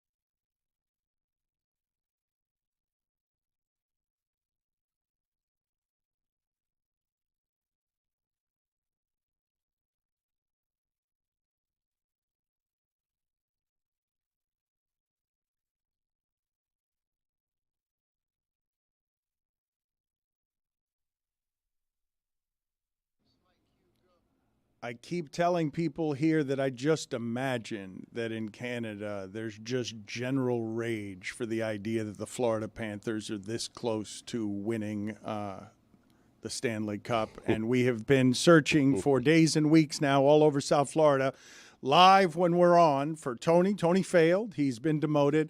To find a Panther fan who can just talk on the street so we could do some man-on-the-street stuff. We joined Jeremy again now. I've been told we've got to rush out to Jeremy because he's getting kicked out of somewhere else. Jeremy, where are you near the arena, near the Stanley Cup fever? Yeah, I mean, the Stanley Cup fever, you can feel it here, Dan. There is an airboat with Florida Panthers insignias on it. Unfortunately, we are not allowed to see it. We have been kicked out of Everglades National Park. We've kind of just been wandering, trying to find a spot where this makes sense. There are people, I don't think any of them know anything about the Florida Panthers outside of the Panthers here in the Everglades. They were talking a lot about the Gators. I don't really know why. I've been told that there were know, tornadoes. I've been told that there are tornadoes near you, and you have to Yeah, hurry I up was and told get there out. were tornadoes, Dan. I do a lot for this show without insurance. So, there are tornadoes. There's a rainstorm. We got rained on earlier. We might get kicked out. There might be cops called. Are you guys moving? Dedication to the show, dedicated to the Florida Panthers. Are you backpedaling right now because security is following you out of there? Maybe, maybe not. Maybe, maybe not. We might be speaking quietly because we don't want people to notice what it is that we're doing. In Tony's So just kinda defense, he walking, at least hanging spoke out. to people. Right. I mean, speak to Hey, anybody. there are people here. I tried to speak to people. It's not my fault that there's so much red tape in Broward County. There How is do you a get picture. kicked out of the I sent Everglades? it in the People video dump dump. dead bodies there and get away with it. Like, how are you not allowed to talk to that's people? true. Where are the people, Billy? Where are the people? Dead. There are no It's your people job, here. not mine. They're all dead. Those people are dead people. Talk to them. Hold on a second. I did find, guys, no, this is very exciting because remember earlier when I pointed out a bird, you guys corrected me and said, hey, that's not a flamingo. Well, guess what? We found flamingos. Look at that. okay. Flamingos right here. It's a peacock. It's pretty amazing. How exciting is that? Isn't it amazing? Go talk to the peacock. Flamingos Yeah. right He's here. flirting with you. Isn't it great? Yeah. Well, no, the flamingo, it's beautiful, right? Not a flamingo. Talk to the cock. I don't think there's people Excuse me, there, Flamingo? Jeremy, because of the National Flamingo, Weather how do you Service feel about the advisory. forecheck of Gustav Forsling? Excuse me, Flamingo. How do you feel about Gustav Forsling's forecheck? All right, thank you, Jeremy. That is a peacock. Call him Peacock and see if he responds. Lucy, do you Here's- have here's anything what for we're gonna Jeremy do. before we get rid of him? Jeremy, if the tornado looks like it's not moving, that means it's coming at you. And then you have to go inside and take shelter, preferably in a basement. Stairwell welcome. also is good. Stairwell, maybe a tub. We don't really do bathtub. basements Get in the in a Everglades. bathtub. Get in a bathtub and then put pillows There are over people your here. head. They're kicking us out. They're Okay. kicking us out, guys. They're kicking us out for real. There's people on the phone. We're gonna go to Hollywood Beach. People on and the we're gonna phone. find people at Hollywood Beach. All right, there you go. Just go. He's if you running turn the from camera to the security. right. Okay, get out of there, get out, Jeremy. get out. Get Don't away worry. from We're gonna go. We're gonna go. We're out of here. We're out of here, and we're gonna go ahead and go to Hollywood Beach and find the Canadians. Okay, All right, we're gonna find see the you Canadians. later. We'll see you Further guys away. There's I people told there. you. Talk to Yeah. those people. Look, right there. Yeah, he's I getting can't talk to kicked these out. people. They're Right. kicking us out. Just scream. Someone's on the phone. Talk to Billy. someone in the parking lot. Come on, Gen Z's Jeremy. Get us one How do you terrified feel of person. about the Florida Panthers? Florida Panthers? Go over there, Jeremy. Oh, Go. that guy said Oilers in 6. He said Oilers in 6. Wow. At least he knows who they're playing, though. I don't love that. I don't love that. They know hockey. Let's get out. All right, get out of there. All right. Thank you. Hollywood Beach, though. Tony, this is where he's going to win because I Dan, don't- you think he's gonna win? he's going to Please, find Dan. Panther fans. If he goes to Hollywood Beach, Tony, he's going to win. Tony, Yeah, this is I'm this, telling you. this is per square foot in South Florida. If you want to find Canadians wearing socks and sandals on a boardwalk, the place that you have to go is the boardwalk on Hollywood Beach, and it's been that place since 1975. I wanted to ask Billy something. Billy, I saw there was breaking news yesterday regarding Joey Chestnut that we haven't gotten to yet. Oh. Have you been able to get to the bottom of this? I read something about him being banned, but then maybe he's not banned, and then there's vegan hot dogs involved, and I'm very confused. There's a lot going on with Joseph Chestnut right now. So he's won, I think, 16 mustard belts, but this year was announced yesterday he will not be competing in the 4th of July Nathan's world famous hot dog eating contest, whatever it's called. And apparently what happened was he signed with a competitor, a vegan hot dog company. And he signed, I believe, a $1.3 million, $1.2 million 4-year deal with a vegan hot dog company. Now, apparently he was paid $200,000 every year by Nathan's to compete in the famous hot dog eating contest. So over a span of 4 years, I guess it's a better deal for him. But now what you have to wonder is, what is he going to lose by not being part of this hot dog eating contest every year? Because are you still going to follow him while he's eating vegan hot dogs? Which, by the way, this whole thing seems un-American, if I'm going to be perfectly honest with you. Joey Chestnut not being in the hot dog eating contest on the 4th of July, un-American. Yep. Vegan hot dogs, un-American. That contest, hugely American. Gluttony, hugely American. Well, yes. Hot dogs, hugely American. And I would argue I don't think it's crazy to say it's the only reason anyone knows who Joey Chestnut is. So is like $1.3 million over the next 4 years, because there's no competitor that's been close to him the last couple of years, right? So obviously he's going to slow down at some point in time, but like we're now entering Kobayashi territory where like he's banned from the eating contest. And is he I don't think he's going to do what Kobayashi did, where Kobayashi would kind of go and cause spectacles and get arrested at the hot dog eating contest. Kobayashi should come out of retirement. I mean, well, he just retired. I know, but I mean, yeah, so did Tom there's Brady. An opening. There is an opening here. Yeah. That's actually a great idea. Yeah. There's nothing more American than Kobayashi coming out of retirement and winning the famous hot dog eating contest on the 4th of July because Joey Chestnut is no longer there. Horrible move. I don't know who it is that gave him this advice to sign $1 million deal. Horrible move. Well, you asked what he's going to lose. Wait. No, he's going to continue eating, but he's going to eat a competitive vegan eater. hot dogs. Yeah. He still does like tournaments all over the country. Like he was here in Miami a couple years ago doing a croqueta eating contest. He had like 187 Yeah, croquetas. but he's not going to pay hundreds of thousands of dollars to Of go course. do that at But it's part of the Croqueta-palooza. circuit, though. This is a terrible job. by Terrible Nathan. job. Seriously. No, He's wait, who? He's the star of the sport. People aren't out there because of Nathan's. They're out there because of Joey Chestnut. That is not true. Can he win his 17th straight? No, I guarantee you, Billy. People are not going to go this year? No, have Joey Chestnut just go eat hot dogs somewhere down the boardwalk, like a quarter mile down. There will be more people in front of that just watching him eat than there will be at the Nathan's hot dog eating contest. You know what they should it's do? a fraudulent champion, whoever wins it. You should get Caitlin Clark to do the hot dog eating contest to grow the game. My favorite thing about Joey Chestnut's statement, by the way, was that he said he was gutted to learn. Something smells fishy. Something's up here. There's something's up. Listen, here's the thing. Publicity stunt, you think? I think this has Snoop Dogg quitting smoking written all over it. Oh, put it on the poll, please, Juju. Does Joey Chestnut being banned have Snoop Dogg quitting smoking written all over it? It would be great if all of a sudden Jerry Chestnut shows up at the 4th of July, right? And it's just like a masked man, and all of a sudden, whoa, 65 hot dogs, Jerry Chestnut. Where did he come from? It's hard to, by the way, find a product more disgusting than hot dogs, but vegan hot dogs is it. Yeah. Joey Hazelnut. Lucy, do you have any familiarity with Bobby Valentine's move like the one that Billy is suggesting? The former Mets manager got ejected from a baseball game and then returned to the dugout wearing a fake mustache after being ejected and was pretending to be somebody else. So you're not familiar with this story? Did it work? Yeah, well, no. They saw him doing that. Worked for like a second. It worked. There it is. It's up on the It screen worked now. for a couple of innings. He did not have that mustache. He was in disguise. You're suggesting that banned Joey Chestnut Shows up as Jerry Chestnut. Yeah. Maybe change the last name or He probably would need to do that. Joey Allman, something like that.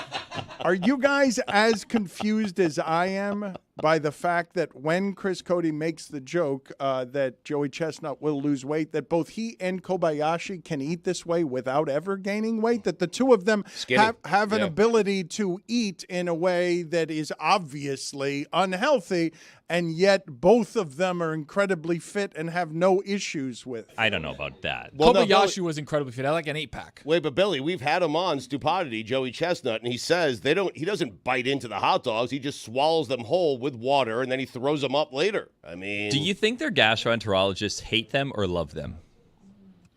You think they have like trainers that way? That they Oh, a team their of insides are scientists? effed. Yes, their insides are not in good condition. I think I'd like to try a vegan hot dog. No, you won't. No. Take it for a walk. If we don't know what's in hot dogs, we don't know what's in vegan hot I dogs. feel like we probably know what's in the vegan ones. Right, more. than the. Probably says it on We the know box. what's in the meat ones too. You just don't want to know. Jim Rome once said that bundles. hot dogs were worse for you than cigarettes.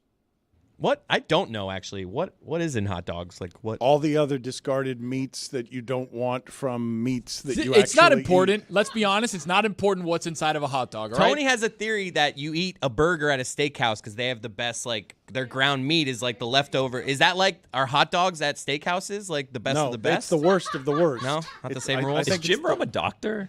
I don't know. He just said it. I mean, You quoting Jim Rome. It has because stuck with you me forever. What else does he have to say about health? Nothing about health. He also said the Super Bowl doesn't start until Jim Rome gets there. He said it. Those were his words. I mean, anyway, I have top 5 athletes that can own hot dogs. Well, you are one of them, John Wiener. I'm not an athlete, though. Number 5. Corn Elder. Corn Elder. Corn Dog. Number 4. Joe Nathan. Number 3. Joe Rose. The Big Dog. Number 2. Jim Bunning. Number 1. Bubba Franks. That's a good one. I did it all just for that. No Yeah. Urban Meyer, huh? Damn! It is hard to do better than Bubba Franks. No Kyle hot dog, huh? Oh. Oh, a lie. Can you guys get for me, please, the Diana Rossini tweet about Aaron Rodgers? Because I'd like to understand what it is that's going on most recently about Aaron Rodgers as inexplicably, or is it explainable? He is missing training camp, and it is not an excused absence. What do I have right or wrong here? Well, her tweet said Aaron Rodgers is skipping all of Jets' mandatory minicamp this week because he prefers to be somewhere else away from football. That's his choice. I mean, he did go to all the voluntary stuff. Like, he's been at everything. He's done everything that they've asked him to do. We had a conversation with Salah. He said, this is my excuse. And Salah said, I don't accept it. So I don't know if it's Salah trying to regain some sort of power within that locker room by making it public yesterday. He's going to have to fine Aaron Rodgers, I think, $16,000 for missing the first day of training camp, but of the mini camp. I don't care, Dan. Like, as long as Aaron shows up to the first game, I'm good with it. He is 39, 40 years old. He has won, 3 or 4 MVPs. He's won a Super Bowl. He is the least of their problems, okay? He doesn't need to show up to that. He just needs to show up to the first game and play more than 4 snaps. I mean, and I'm good. He's the least of their problems? I mean, Dan, we're Jet fans. We've never had a quarterback who has a name like Aaron Rodgers, who's as good as Aaron Rodgers. Never in our history. It can't get any worse, okay? So I'm praying for the best. Show up, stay healthy, and I guarantee you this Jet team will be a playoff team. That's all I want from Aaron Rodgers. I don't want anything else. I don't want opinions. I don't care about, mandatory mini camps. I don't even care about training camp. Just be healthy, be right, be ready for the first snap in San Francisco. I need to do some of the Stugotz translation here because you do have to understand that this team has been a misery for him for 40 years and has never had a great quarterback. No.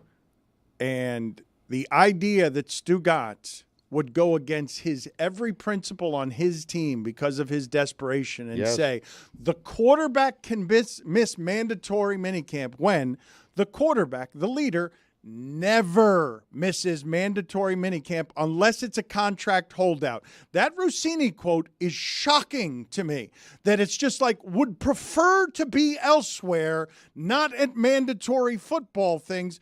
It's not something I've ever seen a quarterback do who's not holding out for money. I understand that. He thinks that his reason is acceptable. Robert Saleh is saying, I don't think it's acceptable, and therefore I'm going to fine him. But you're saying it's the least of our problems that the team leader who did not play last year, who has a bunch of conspiratorial theories that have made his reputation be in tatters because people think that other things are more important to him than football, is skipping mandatory football camp for no good reason that the coach is not allowing, and he's saying, bleep it, fine me.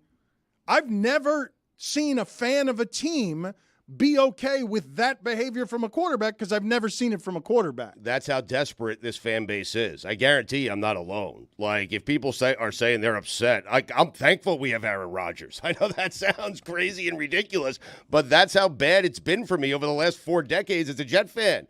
I'll take whatever the upside is if he can stay healthy. I don't care about anything else. Well, you're saying you want him to be healthy and be ready, but I think the argument is that this is something that helps you be ready for the season. That's why they do camps like this. I mean, 4 months from now.